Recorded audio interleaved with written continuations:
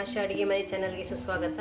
ಬನ್ನಿ, ಇವತ್ತು ತುಂಬ ಜನ ನಾನ್ ವೆಜ್ ಕೇಳ್ತಾಯಿದ್ರು, ಅದರಿಂದ ನಾನು ಚಿಕನ್ ಕುರ್ಮಾ ಮಾಡೋದು ಹೇಗೆ ಅಂತ ತಿಳ್ಕೊಳ್ಳೋಣ. ಚಿಕನ್ ಕುರ್ಮಾ ಮಾಡಲು ಬೇಕಾಗುವ ಸಾಮಗ್ರಿಗಳು: ಮೊದಲಿಗೆ ಅರ್ಧ kg ಚಿಕನ್ ತೊಗೊಂಡಿದ್ದೀನಿ.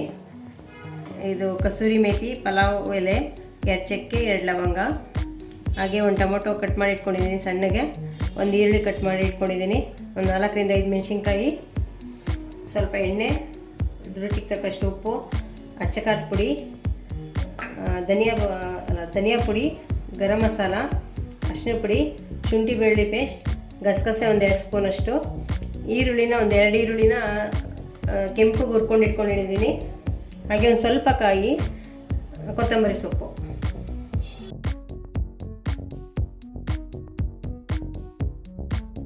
ಚಿಕನ್ ಕುರ್ಮಾ ಮಾಡುವ ವಿಧಾನ: ಒಂದು ಪಾತ್ರೆ ಇಟ್ಕೊಂಡಿದ್ದೀನಿ, ಇದಕ್ಕೆ ಸ್ವಲ್ಪ ಎಣ್ಣೆ ಹಾಕ್ಕೊತಾ ಇದ್ದೀನಿ. ಸ್ವಲ್ಪನೇ ಸಾಕು, ಇದಕ್ಕೇನು ಜಾಸ್ತಿ ಬೇಕಿಲ್ಲ. ಎಣ್ಣೆ ಕಾಯ್ದ ನಂತರ ಈ ಪಲಾವ್ ಎಲೆ, ಚಕ್ಕೆ ಎಲ್ಲ ಹಾಕ್ತಾ ಇದ್ದೀನಿ.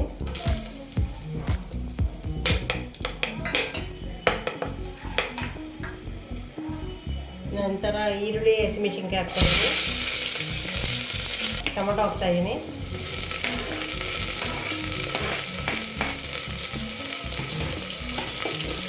ಕೆಂಪಗಾಗಿದ ನಂತರ ಚಿಕನ್ ಹಾಕಬೇಕು. ಚಿಕನ್ ಹಾಕ್ತಾ ಇದ್ದೀನಿ.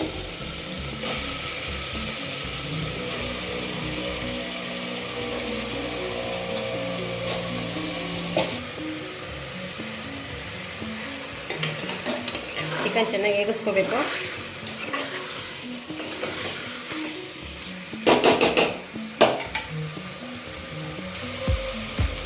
ಇದಕ್ಕೆ ಒಂದು ಸ್ವಲ್ಪ ಅರಿಶಿನ ಪುಡಿ ಹಾಕ್ತಾ ಇದ್ದೀನಿ. ಚಿಕನ್ ಸ್ಮೆಲ್ಲೆಲ್ಲ ಹೋಗುತ್ತೆ ಅರಿಶಿನ ಪುಡಿ ಹಾಕೋದ್ರಿಂದ. ಚಿಕನ್ ಹೇಗೋವರೆಗೂ ನಾವು ಮಸಾಲೆ ರೆಡಿ ಮಾಡ್ಕೊಳ್ಳೋಣ. ನಾನು ಈರುಳ್ಳಿ, ಕಾಯಿ ಸಪ್ರೇಟ್ ಉಟ್ಕೊತಾ ಇದ್ದೀನಿ. ನೋಡಿ, ಈರುಳ್ಳಿ ಹುರಿದಿಟ್ಕೊಂಡಿದ್ದೀನಲ್ಲ, ಅದನ್ನು ಹಾಕ್ಕೊತಾ ಇದ್ದೀನಿ.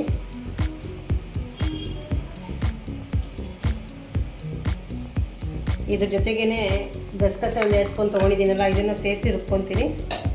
ನುಣ್ಣಗೆ ಪೇಸ್ಟ್ ಆಗಲಿ ಇದು.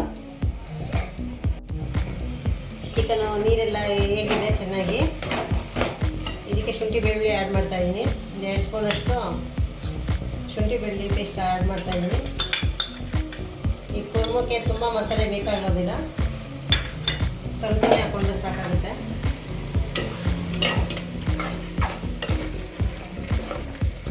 ಚೆನ್ನಾಗಿ ಫ್ರೈ ಮಾಡ್ಕೋಬೇಕು.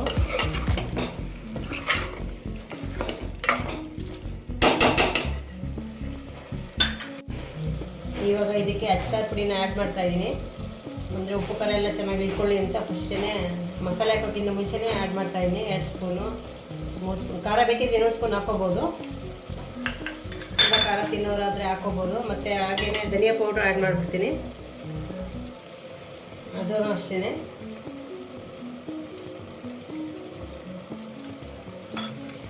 ಚಿಕನ್ಗೆ ಚೆನ್ನಾಗಿ ಉಪ್ಪು ಖಾರ ಹಿಡ್ಕೊಳುತ್ತೆ ಈ ಥರ ಹಾಕೋದ್ರಿಂದ.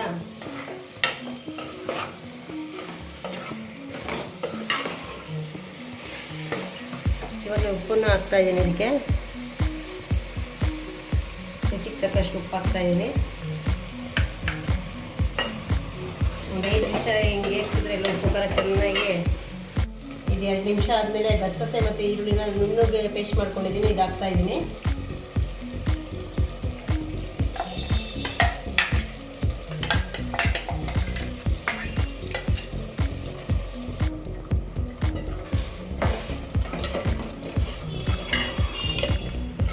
ನೋಡಿ, ಈ ಥರ. ಇದು ಇನ್ನೊಂದು ಮಸಾಲೆ ರುಬ್ಕೊತಾ ಇದ್ದೀನಿ. ಇದು ತೆಂಗಿನಕಾಯಿ ಮತ್ತು ಕೊತ್ತಂಬರಿ. ಫಸ್ಟು ಕಾಯಿ ನುಣ್ಣಗಾಗ್ಬಿಡಲಿ, ಆಮೇಲೆ ಕೊತ್ತಂಬರಿ ಹಾಕೊಳ್ಳೋಣ.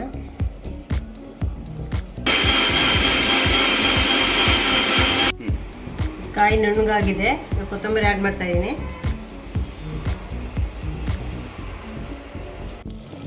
ಇವಾಗೆಲ್ಲ ಇದು ಉಪ್ಪು ಖಾರ ಎಲ್ಲ ಚೆನ್ನಾಗಿ ಇಳ್ಕೊಂಡಿದೆ, ಮಸಾಲೆ ಎಲ್ಲ ಹಾಕಿ ಚೆನ್ನಾಗಿ ಫ್ರೈ ಮಾಡಿದ್ದೀನಿ.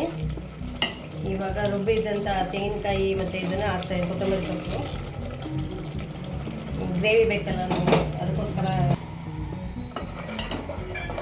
ಈ ಮಸಾಲೆ ಹಾಕ್ಬಿಟ್ಟು 10 ರಿಂದ 15 ನಿಮಿಷ ಬೇಯಿಸಬೇಕು, ರೆಡಿಯಾಗುತ್ತೆ. ಲಾಸ್ಟಲ್ಲಿ 1 ಸ್ಪೂನಷ್ಟು ಗರಂ ಮಸಾಲ ಹಾಕ್ತಾಯಿದ್ದೀನಿ.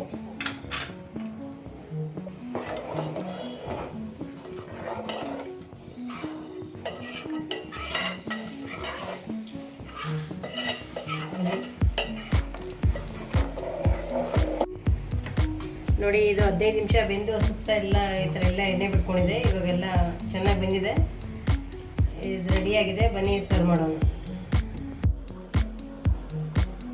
ಚೆನ್ನಾಗಿ ಕಾಣಿಸ್ತಾ ಇದೆ.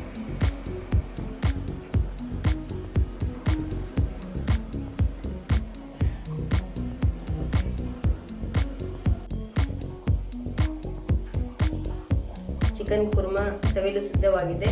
ಇದು ಚಪಾತಿ, ಪೂರಿ, ಪರೋಟ ಎಲ್ಲದಕ್ಕೂ ತುಂಬ ಚೆನ್ನಾಗಿರುತ್ತೆ. ಹಾಗೆ ಗೀ ರೈಸು ಎಲ್ಲ ರೀತಿ ರೈಸ್ಗಳಿಗೂ ತುಂಬ ಚೆನ್ನಾಗಿ ಬರುತ್ತೆ ಇದು. ನೀವು ಟ್ರೈ ಮಾಡಿ, ನಿಮ್ಮ ಅನಿಸಿಕೆಗಳನ್ನು ಕಮೆಂಟ್ ಮಾಡಿ ಹಾಗೂ ನಮ್ಮ ಚಾನಲನ್ನು ಸಬ್ಸ್ಕ್ರೈಬ್ ಆಗಲು